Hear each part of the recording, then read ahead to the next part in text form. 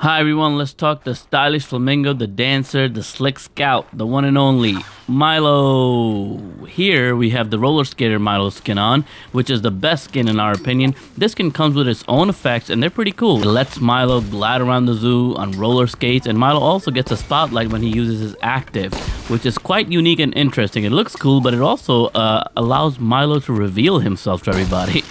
It's kind of a spectacle. Besides this, here are the other skins available for Milo, and there are quite a few. Here's the Sleeper Milo, it's alright. Then we have the Black Swan Milo, which is also really cool. I really like this one too.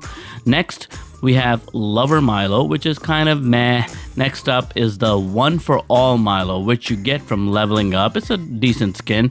Then we have the Pop Diva Milo, which is interesting, I guess. I don't know what's up with them making Milo a cross-dressing character. It's really weird, but hey, it's fine. And yes, we are still not done with all the skins available for this character. We have the Ice Skater Milo, which I feel is kind of lazy because we already have the Roller Skater Milo. We could have had something less similar, but that's what we got. So yeah, that was 8 different skins, so Milo is clearly a developer favorite. Now let's go over the character basics. Milo's passive ability is called Tall Traversal, which allows him to be the only character in the game to be able to use all his weapons in the water. None of the other water creatures can do that in the game. This makes Milo quite special. His active is called the Emergency Stretch, where Milo stands on one leg and avoids damage. It's kind of useful if you get the timing right. Finally, we have the Primal Instinct that you can unlock at level 12, and that adds a Frenzy ability, which only activates if you dodge a projectile using the active.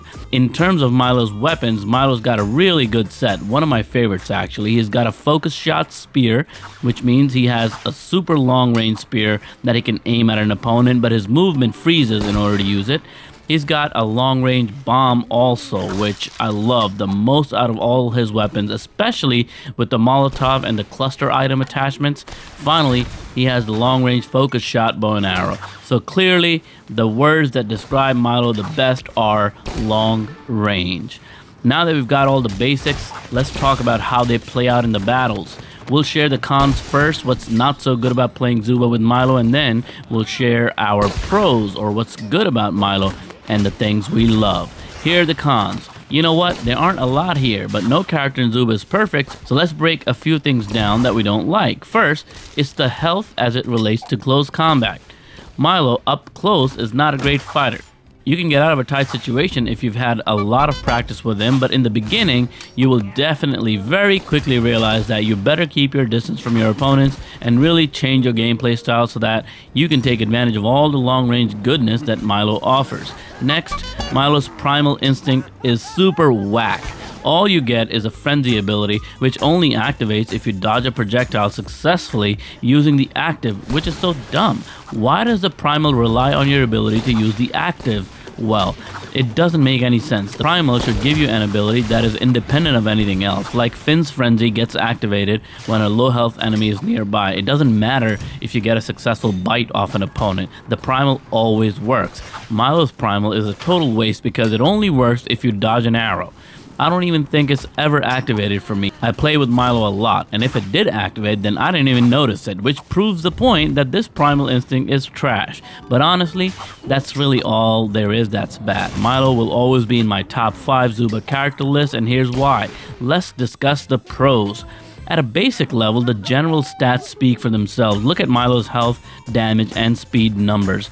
Yeah, health appears to be low, but it's certainly not the worst in the game. It's near the same level as a Max or a Ravi, which is pretty sufficient in most scenarios. But Milo does a lot of damage, and he's got good speed. So in terms of scouts, snipers, distance fighters, whatever you want to call them, Milo is my favorite. #1 distance pick, hands down. There's no alternative.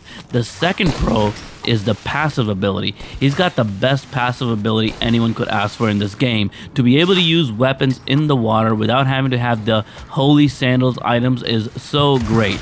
You get to free up an item slot on your items list, and you have unlimited weapons on water time. That's insane and truly useful. third pro is the damage with all the weapons, but especially the bombs. In my setup in solos, I play with Molotov and cluster bombs, and I can literally just spam the map with non-stop bomb throws.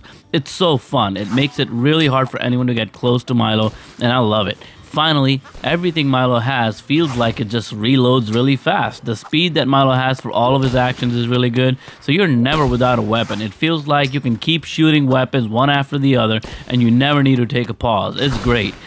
I don't know how the developers balanced Milo to be able to have so many good attributes, but they did a great job. This is one of the best characters in Zooba. Do you agree? Let us know in the comments below. Until next time, peace.